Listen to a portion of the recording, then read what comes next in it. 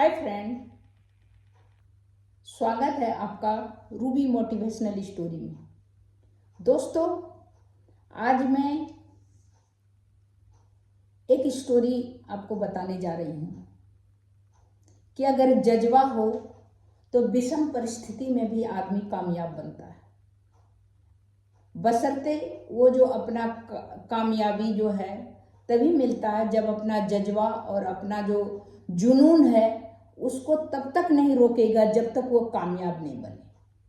कामयाब आदमी का, हर कामयाब आदमी का पीछे, हर कामयाब आदमी को आप देखिएगा एक जुनून होता है जो नीचे से ऊपर उठता है, जिसका बाप दादा कह रहता है या कोई बिजनेसमैन है उसके बच्चों को, तो आप देखिए वो मजबूती नहीं रहता है जो कि जमीन से उठ के बना रहता है। एग्जाम्पल के लिए आप देख लीजिए शाहरुख खान का, जमीन से उठा हुआ वो है, आप देखिए कितना दृढ़ मजबूत कितना है वो। और बाकी आप देखिए कोई भी आरोप प्रत्यारोप आज तक नहीं लगा है, 60 के करीब आने वाला है, कोई भी आरोप प्रत्यारोप नहीं लगा है। उसके बेटी का लगा है, फिर भी वो एकदम से साइलेंट, मतलब आप सोचिए विषम परिस्थिति में भी वो अपना आपा नहीं खोता है। वो है बाजीगर, एक्चुअल में बाजीगर है। तो वैसे ही विषम परिस्थिति में जो है, जो अपने आप को जो है वो जुनून से हटाता नहीं है किसी भी परिस्थिति में, चाहे कैसा भी हो, तो वही बाजीगर है, एक्चुअली वही है, उसी की जीत होती है। तो आज मैं जो स्टोरी बताने जा रही हूँ उसी का, एक कोटा में मैं भी थी, मेरे नोन में, जानकारी में वो इस कहानी हुई है, तो मैं सोची क्या मैं वो क्यों नहीं आप लोग के साथ शेयर करूं।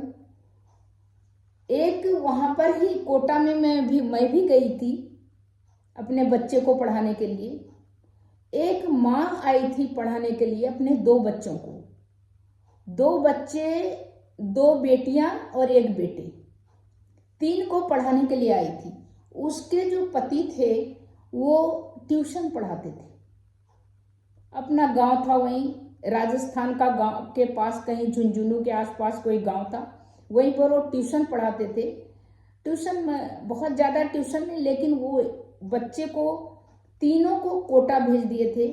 और वो जो लेडी थी, हम लोग कभी ठाकुर जी के मंदिर में, वहाँ पर कोटा तलवंडी में ठाकुर जी का टेम्पल है, वहाँ के टेम्पल में हम लोग मिलते थे उस महिला से, साथ में दोस्ती हो गई थी। अच्छा बात, मैं भी गई जाती थी कभी अपने बच्चों के साथ, कभी 8 दिन 10 दिन मैं भी रहती थी, जाके देखती थी, वॉच करती थी कि वो पढ़ाई कैसा कर रहा है। तो वो भी महिला, वो भी लेडीज, वो अपने बच्चों के साथ, वो तो कंप्लीट बच्चों के साथ रहती थी, पति को छोड़ दी थी, क्योंकि 3 बच्चे थे, इसीलिए वो वहाँ पर रहती थी आके। और उसने क्या किया था, गैरेज को रेंट में लिया था, जो गैरेज आप सोच सकते हैं, और बाहर से गेट के पास एक टॉयलेट बना हुआ है, वहीं पर नल लगा हुआ है। वो एक घर था, घर में एक गैरेज था, गैरेज में वो तीनों बच्चों को लेके रहती थी। और वो मकान मालिक जो था, और आउटसाइड में बाथरूम बना था, उसी में जाता था, उसके तीनों बच्चे और खुद जाती थी। और ठाकुर जी के मंदिर में, टेम्पल में पूजा करने के लिए आती थी, तो मैं भी वहाँ आती थी। तो उसी दौरान हमसे जान पहचान हो गया।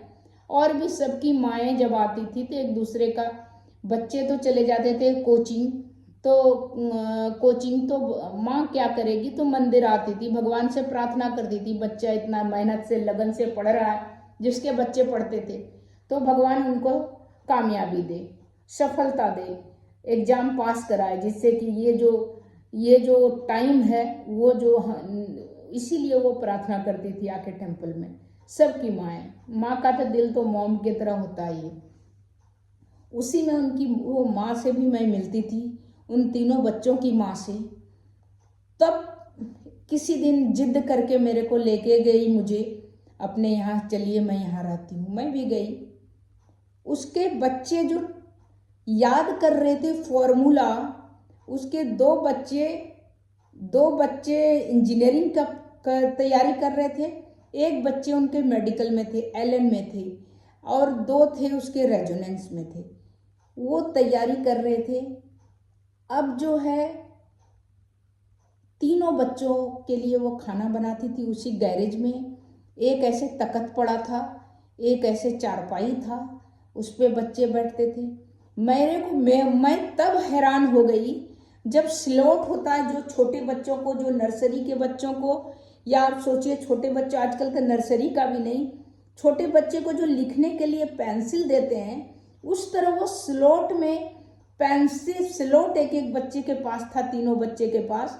वो पेंसिल से उसमें लिखता था फॉर्मूला, और फिजिक्स, केमिस्ट्री, मैथ्स या बायो किसी का लिख के एक कटोरे में रुई या कपड़ा था, उससे मिटा के फिर याद करता था। वो लोग तीनों बच्चे ऐसे याद करता था कि कॉपी की कमी, कॉपी जो है नहीं खरीदना पड़े, उसके लिए उसने वो पेंसिल से स्लेट पे लिखता था और सारे फार्मूला याद करता था, तीनों बच्चे उसकी। अब तीनों बहुत अच्छे, पढ़ाई में अच्छा कर रहा था, कोचिंग में भी रैंक उनका अच्छा कर रहा था। ऐसा संजोग हुआ कि उसके तीनों बच्चे का सिलेक्शन हो गया। एक बच्चा उसका किंग जॉर्ज लखनऊ, 2 बच्चा उसका आईआईटी में चला गया। अब किस आईआईटी में एडमिशन लिया पता नहीं, 2 बेटियां आईआईटी में चली गई, बेटे किंग जॉर्ज में चला गया लखनऊ में। तो इस तरह करके 3 का 3 बच्चा का सिलेक्शन हो गया। अब प्रॉब्लम ये हुआ कि अब सभी बच्चों का एडमिशन कैसे कराया जाए। एडमिशन कराने के लिए बहुत मुश्किल था उनका, तो वो ट्यूशन से तो किसी तरह बच्चे का गुजारा चल रहा था। कोचिंग में भी हाथ पैर पकड़ के, कोचिंग वाला भी थोड़ा बहुत कम कर दिया होगा, वो मुझे पता नहीं है, लेकिन कर दिया होगा। अगर हाँ थोड़ा बहुत वो लोग रिक्वेस्ट किया होगा, बच्चे अच्छे कर रहे होंगे तो थोड़ा उन लोगों को माफ़ हो जाता है। और जान रहा है कि पैसे की परिस्थिति है, विषम परिस्थिति में वो अपने बच्चों को पढ़ा लिखा रहा है। तीनों का जब सिलेक्शन हो गया, अब उसके माँ बाप क्या करें। तब उसके माँ बाप ने क्या किया, जब देखा मेरे बच्चे ने कभी भी हिम्मत नहीं हारी, उस विषम परिस्थितियों में भी उसने गैरेज में रह के स्लॉट में फॉर्मूला वगैरह लिख के, रट के पानी से मिटाया, कटोरे में पानी डाल के उसको कपड़ा लेके मिटा के फिर लिखना पेंसिल से, कॉपी, जिससे कि मम्मी को खरीदना नहीं पड़े। उस पर विषम परिस्थिति में मेरा बच्चा पढ़ के वो कंपीट किया है। इसके लिए उसका बाप भी, फादर भी बहादुर था। उसने क्या किया, जो जमीन था उसने बेच दिया और तीनों बच्चे का एडमिशन करा दिया। तो यहाँ तक मुझे पता था कि तीनों बच्चे का एडमिशन करा दिया। अब तीनों बच्चा पक्का निकल के अच्छा, बहुत अच्छा संस्कारी बच्चा था, निकल के जरूर। माँ बाप ने जो किया उसमें उनको पछतावा नहीं था। उसकी माँ से मैं मिलती थी तो बिल्कुल पछतावा नहीं। बोला जमीन, अगर बच्चा लायक होगा तो जमीन फिर खरीद लेगा, जमीन रहेगा, बच्चा नालायक हो गया तो वो जमीन भी वो बेच खाएगा। तो कहने का मतलब उसमें कितनी बड़ी बात उनके एक लाइन में हुआ कि अगर कितना भी, और हमारे बड़े बूढ़े कहते भी हैं कि लाख जमा करो, बच्चा नालायक है तो उसको भी खराब कर देगा, एक बच्चे को लायक बनाओ तो वो लाख जमा करके रख देगा। तो वही उसने किया, तीनों बच्चे को उसने एडमिशन करा दिया जमीन बेच के, और ट्यूशन से अपना मियाँ बीवी खाना पीना खा रहा है, बच्चे पढ़ रहे हैं और पढ़ के निकल गए होंगे। तो मुझे लगता है कि उनकी जो उस समय की जो सूझबूझ थी, वो बच्चे की ज़िंदगी और उनकी भी ज़िंदगी में बहुत राहत की सांस आया होगा और बहुत बड़ा कामयाब माँ बाप वो कहलाएगा। तो तब तक इतना ही, फिर मिलती हूँ अगले कुछ न्यू इंटरेस्टिंग स्टोरी के साथ। तो आपको अगर दोस्तों अच्छा लगा होगा और लगेगा तो आप कुछ भी कमेंट, आप अगर पूछना कुछ भी इस कहानी के बारे में पूछना चाहते हैं, आप नीचे लिखिए कमेंट बॉक्स में, मैं उसका जवाब जरूर दूंगी। तब तक इतना है, फिर मिलती हूँ। नमस्कार।